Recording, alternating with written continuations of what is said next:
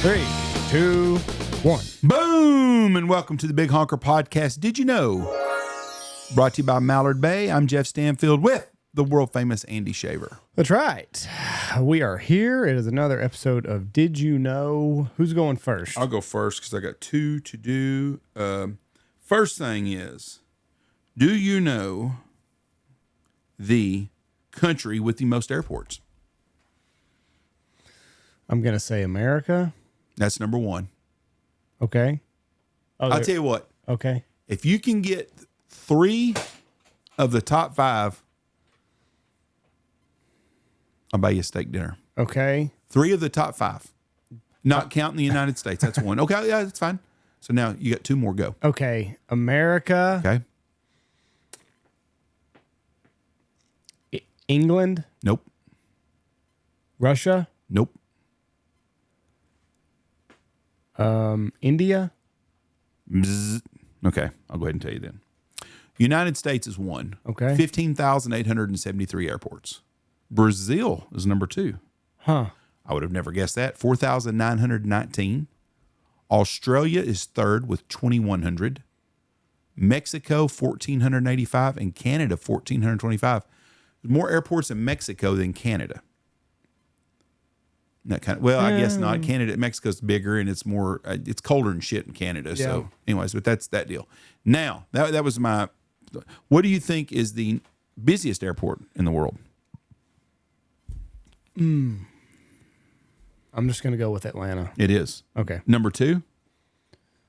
This one surprised me. Not Denver? No. I don't know. Dubai. Huh. 3rd is Dallas-Fort Worth. Okay. I thought Denver was busier than Dallas. No. Just bigger? It's bigger because it's a big, you really want to look up some stuff, do a deep wormhole look up the Denver International Airport. A lot of weird shit going on there. That's kind of it's a really, from alien portals to Nazis, New World Order shit. You have to check it out. Okay, my real story today is the story of the Loreto Chapel in New Mexico. Have you ever heard of it? Never. Our story begins in 1850 when the Vicaray of New Mexico, or Vicerate, I don't know how to, Vicariate. What's that? I wonder. Vicerate. The Vicerate of New Mexico was established under the first bishop of the territory, Bishop Jean Baptiste Lemay. Seeing a need to educate the girls of the territory, Bishop Lemay, or Lamy, I guess Lamy, sent a plea to Catholic teaching orders to open a school for girls. The Sisters of Loreto responded and sent 6 sisters to open the Loreto Academy. Having been recently under Mexican rule, the territory of New Mexico was full of Spanish-speaking citizens. So the 6 had to learn the Spanish language, and after an arduous trip during which the Mother Superior died, finally arrived in Santa Fe and opened their school in 1853. By 1873, the sisters were able to start the construction of a chapel. Using the same French architect and builders as St. Francis Cathedral Basilica, the Chapel of Our Lady of Light, as it was known, was patterned after Archbishop Lemay's favorite Sainte-Chapelle in Paris, with its Gothic-style architecture. The chapel certainly would have stood out among the small adobe homes surrounding it at the time. Unfortunately, the architect died before access to the choir loft was built. Given the height of the loft and the small size of the chapel, a staircase would have taken up too much floor space, thereby reducing the seating capacity to an unacceptably small level. Legend states that seeking guidance and help, the Sisters of Loreto prayed a 9 days novena to St. Joseph, patron saint of carpenters. A novena is Prayed to who? St. Joseph. So Blake's been wrong about this. Ain't that the one who's supposed to, if you lose something, you're supposed to get it? Or is that St. Anthony? That's St. Anthony. St. Anthony finds the stuff that you lost. All the time. He's never worked for me. Well, you're not Catholic. I need to get a Catholic to come to the house. I lost my widow's mite. Yeah. We'll pray to St. Anthony. It'll show back up. So they prayed 9 days to St. Joseph, patron saint of carpenters. A novena is a special prayer said for 9 consecutive days. On the final day of the novena, and I'm sure I'm pronouncing it wrong, a carpenter appeared with only a hammer and a carpenter's square. He built what is now known as the Miraculous Staircase with simple tools and wooden pegs. The rare wood is not native to the American Southwest. When the staircase was complete, it is said that the carpenter disappeared without receiving thanks, or payments. The sisters tried all local lumber stores but could not find accounts upon for supplies for the stairs. Some believe the carpenter was St. Joseph himself, while others believe that it was someone sent by St. Joseph. What is known is that the sisters of the letter prayed and their prayers were answered. This staircase is has 2 complete 360-degree turns with no center pole or for structural support. The entire weight of the staircase rests on the bottom stair. The banisters were added approximately 10 years later due to the difficulty of climbing the tall, tapered stairs with no railing. The 2 small brackets that can be seen on the outside connecting the stairs, the wall, and pillars were added in the mid-20th century in order to provide more support and protect the staircase from negative effects due to vibrations from passing cars and trucks. Unfortunately, rather than helping the structure, the modern brackets damage the side, preventing the natural spring-like movement while in use. The underside of the stairs were originally open but was filled in with horsehair and lime structure, making to paint like wood. It is a beautiful staircase. You need to go check out the Loretto Chapel. Yeah, but was made with no nails. I'm telling you. And don't know who it was. We lost a lot of technology somewhere. I think that was divine intervention. Middle of nowhere, wood's not even native to that area. Jesus was a carpenter. He was. So anyways, that's my Did You Know for this week. Okay, I got a couple small ones. Did you know that 70% of white people reported that they use sunscreen on the beach in 2022? I'm not one of them. 10% of white people reported that they use sunscreen at the beach in 1975.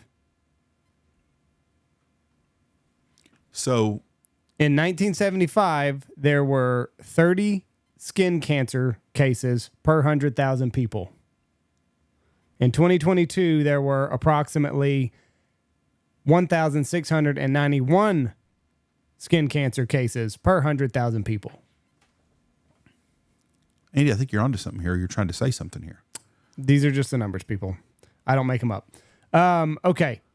The other one that I got, did you know that the SNAP program, accounts for 25% of soda's revenue?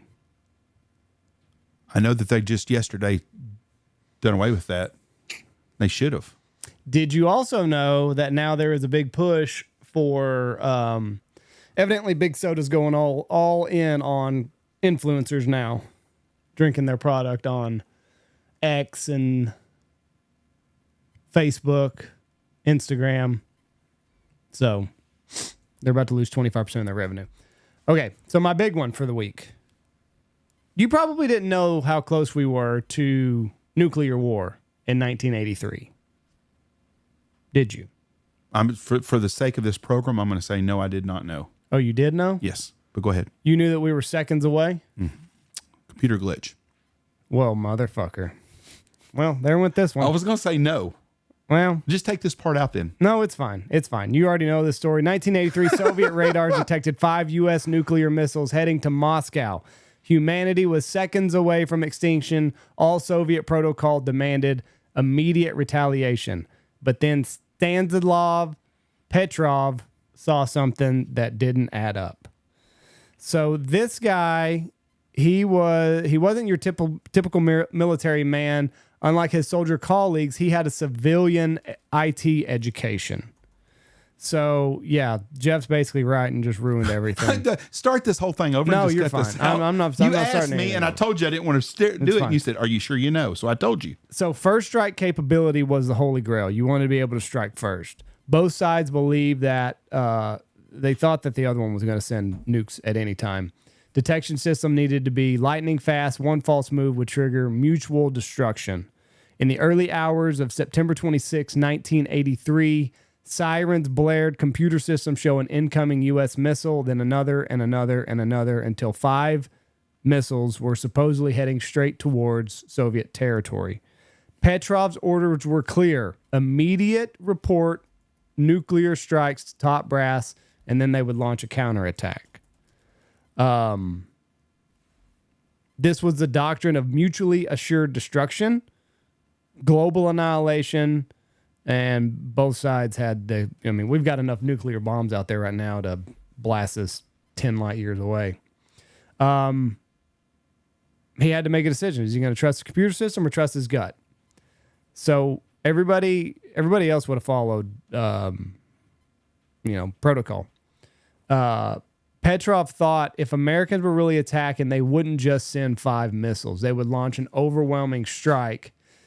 He was using logic. Petrov made his choice, and he reported it as a false alarm. No backup, no evidence, just sheer instinct. In reality, the satellite had mistaken sunlight reflecting off a high-altitude cloud for missiles. The entire alert was a false alarm.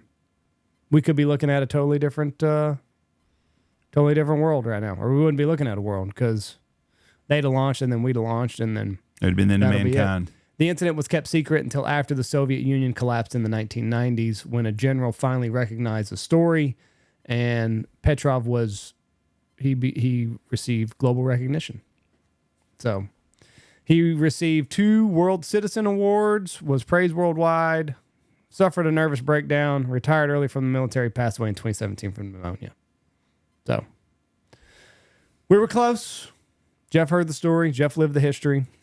I didn't mean to ruin it. I told you. I said, yes, I did know this one. Well, it's fine. It's fine.